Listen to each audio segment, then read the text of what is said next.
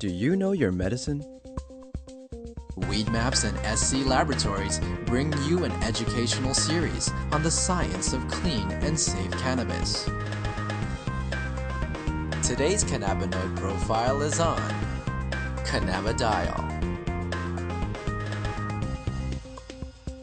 Cannabidiol, or CBD for short, is the second most prominent compound found in the cannabis plant.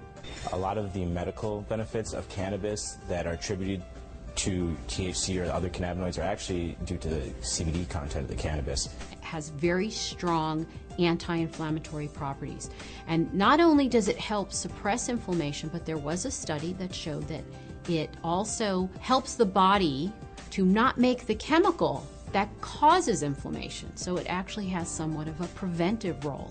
Cannabidiol has also been found to have anticonvulsant properties in that it can reduce the seizure threshold for a number of patients. I've had my own patients who have said that once they started using CBD-rich strains, they have found that they have had less episodes of their seizures. CBD is synthesized in the plant through the same pathways as THC, CBC.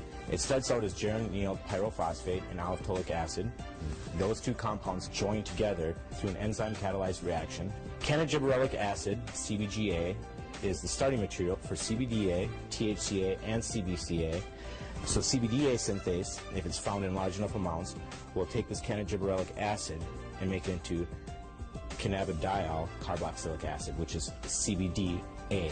CBDA is CBD with a carboxylic acid attached to it.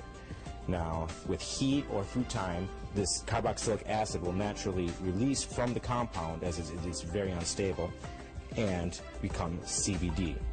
This process right here, where we lose this carboxylic acid, happens at about 80 degrees Celsius. A number of studies were done where they actually gave patients an overdose of THC to see what would happen when they then added CBD.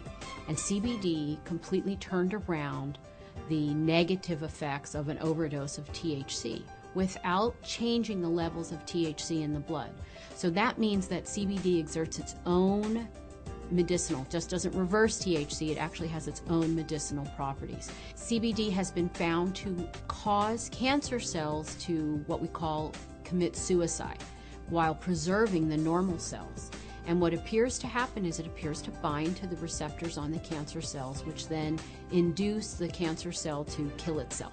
Cannabidiol has also been found to be what we call biphasic in terms of sleep. So at low doses, it's what we call alerting. It kind of keeps you awake. At higher doses, it can be very sedating and cause you to sleep. But what's nice about that is you can control whether or not you are alert or you're feeling tired. When I started testing cannabis about 2 or 3 years ago, we saw virtually no high CBD plants. Almost every plant we tested was high in THC, anywhere from 10% to 20% THC, with some outliers on either end.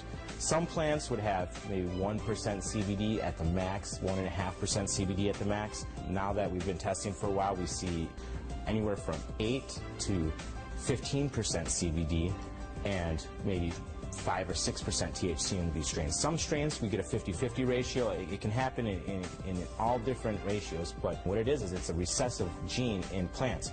So we have breeders have to actively go and try and breed this back into these plants and find these high THC plants that might have that high CBD gene locked away and breed them together and see what they find. And really the only way you can know if it's high CBDA is to test it. With testing and growers or breeders having access to that knowledge base, we see them coming back and reversing some of the trends of the last 30, 40, 50 years and breeding the CBD back into the plants. Now, there have been a number of studies that have looked at cannabidiol, CBD, exerting a protective property to damaged neurons. And it appears that in the studies, CBD protects the nerves by inhibiting the process by which nerves are damaged. CBD has also been shown to protect against brain injury. When patients or lab animals have had a brain injury, CBD appears to protect the brain from damage that occurred to the nerve cells. The studies have shown that it can actually fight MRSA, which is methicillin-resistant Staph aureus, a notorious bug that is resistant to a number of antibiotics. A topical application of cannabis was able to fight the infection, and the MRSA was eradicated from that infection site. SC Labs tests for CBD with a high-performance liquid chromatograph, also known as an HPLC. There's two different ways you can test for cannabinoids. It's either with an HPLC or with a GC. If you hear of someone testing with other methods, it's probably not a scientifically validated method.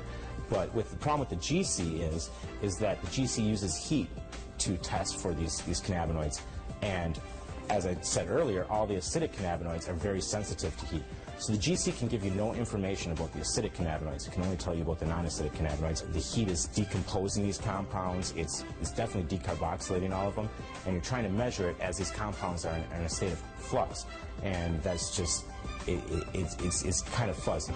So we use the HPLC because it keeps the cannabinoids in their natural state. They're in their liquid state. There's no alteration. There's no heat or anything like that happening. And so we get a much more accurate and a much more realistic picture of what's actually in the sample that we're testing. One of the important things for people to understand about cannabidiol is it is not psychoactive. That means it does not change your mood, your mentation, the way that THC has psychoactive properties and can actually cause what we call the high. CBD does not do that. For patients who are not interested in the THC effect but are interested in the CBD effect, this is a terrific choice for them to have.